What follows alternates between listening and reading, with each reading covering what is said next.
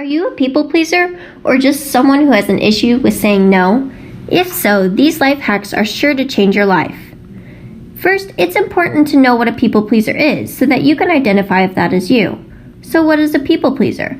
According to Sherry Pagodo in 2012 on psychologytoday.com, a people pleaser is one of the nicest, most helpful people you know.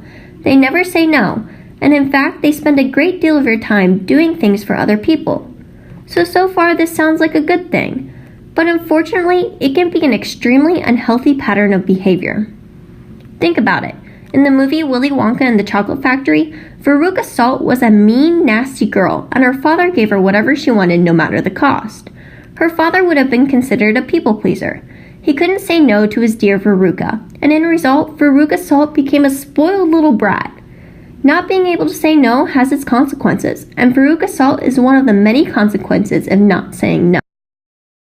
Hey, Daddy, I want a golden goose. Here we go again. All right, sweetheart, all right. Daddy will get you a golden goose as soon as we get home. No, I want one of those. Bunker, how much do you want for the golden goose? They're not for sale. Name your price. She can't have one. Who says I can't? The man with a funny hat. I want one. I want a golden goose. Another classic example of someone who couldn't say no was Cinderella. Cinderella was forced to cook, clean, and assist her stepmother and stepsisters. She never learned the power of no. Because Cinderella never said no, she was always trapped under her stepmother's house. If Cinderella learned to say no earlier than what she did, she could have been free from her stepmother and stepsister's traps long before the fairy godmother showed up for help. How very clever. These beads, they give it just the right touch. Don't you think so, Drizella? No, I don't. I think she's... why, you little thief! They're my beads! Give them here! Oh, no! Oh, and look, that's my sash wearing my sash. You can't! Oh, God, please stop! And my ribbon! Sneaky! My kitchen ring! Oh, you are Girls, girls.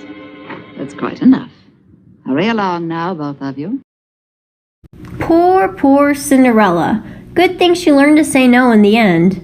So here are some life hacks when it comes down to saying no. Life hack number 1 for saying no, brought to you by Medium.com. Just say no.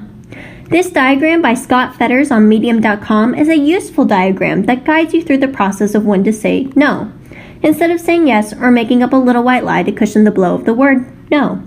This diagram might be a useful tool for you if you are a people pleaser. Moving on to life hack number 2 for saying no, brought to you by PsychCenter.com. Separate refusal from rejection. Jane Collingwood from PsychCentral.com reminds you that when you say no to someone, you are turning down a request, not a person. People usually will understand that it is your right to say no, just as it is their right to ask the favor. No is such a small word, but a small word with big impact. As a society, we need to stop seeing the word no as so negative. No can be powerful and help define a person. By saying no more, you will feel more empowered and more happy with your own life. Don't forget, saying no doesn't mean you're a jerk. You're just doing what you feel is necessary for your own personal growth.